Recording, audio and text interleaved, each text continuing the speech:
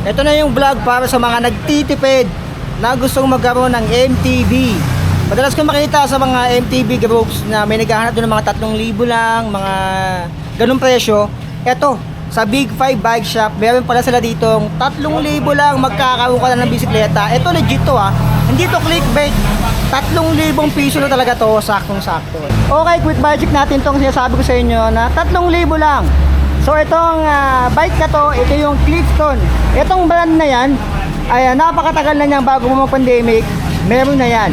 Pero ito ay may mga konti lang talaga mga scratches dito.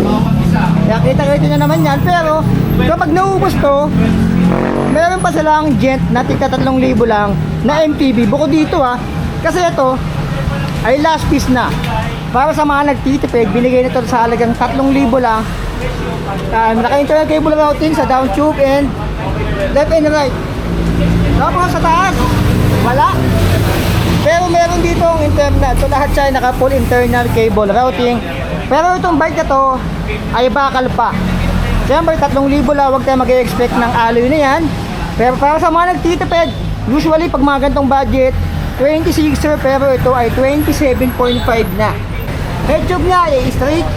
And yung lagayan natin ng ulam, meron din sa kanyang down tube. Sa C-tube ay wala.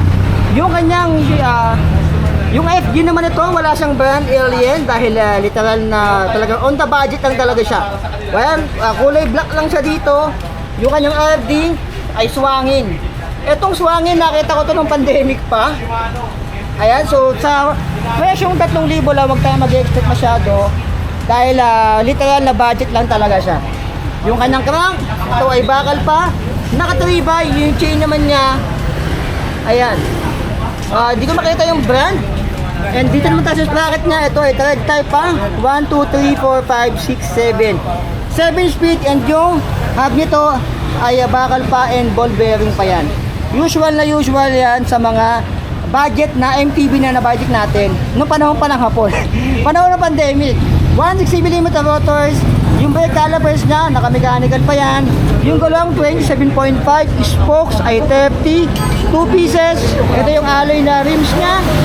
And yung kanyang upuan dito, parang 30.4 to 87.2. Yung size ito, medyo maliit lang siya. Pero bakal pa to. Stock na pedals, nandito na rin. Ito yung naloloster pag nagtagal-tagal.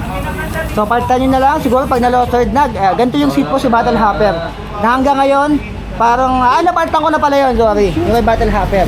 Pero ganito yung stock na seat post niya dati, yung binili ko siya. Yung upuan, Clifton din. Yung fork naman, bakal pa to. 27.2 din yung harap. Spokes, 32. Ayan. So, madami kang papalitan dito, pero ito yung para talaga sa mga literal na magtitipid or nagtitipid ngayon.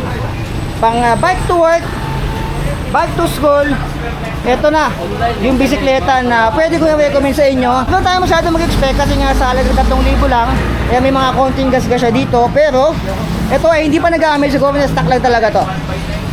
Yung kanyang handlebars, bakal pa to. Ito yung alloy na parts sa kanya, yung kanyang stem. And yung kanyang combo shifter ay swangin din. No pandemic ko nakakilala itong swangin na to eh. And combo shifter. So ito ay 27.5. So yan yung ating quick budget dito. Medyo madami kang papalitan kung mag-upgrade ka. Pero ba't ka ba mag-upgrade kung 3,000 lang naman to? Parang pang ano lang naman talaga to. Pang bike to work, bike to school, pamalengke. So napaka literal na on the budget. Dito yan sa Big 5 Bike Shop Big 5 Bike Shop sa may Caloocan North. Dito yan sa may City Hall. Malapit sila sa City Hall ng Caloocan. Datamax, tapat nila. And yung kanilang full address, full details ay nasa video description and nasa comment section. So ayan, 3,000 lang. Pag naubos yan, meron pa doon na nasa 3K lang din yung kanilang mga jet na MTB. So ayan, pwede na yan sa mga nagtitipid dyan. Ay mabutos ang bulsa, pamalengke, pang bike to work, bike to school. Ito na, yung pinaka-budget na MTB na nakita ko dito sa kanila.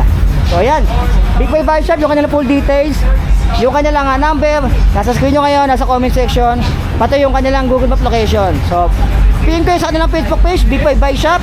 May mga katanungan kayo. Abangan nyo yung full update natin dito. Napakamura dito ng mga bisikleta, mga piyesta. Meron ditong frame as low as 1,400 pesos. Abangan nyo yung vlog natin dyan kung di ko pa na-post. So like, comment, share, subscribe. So be it. I love you all. Signing up.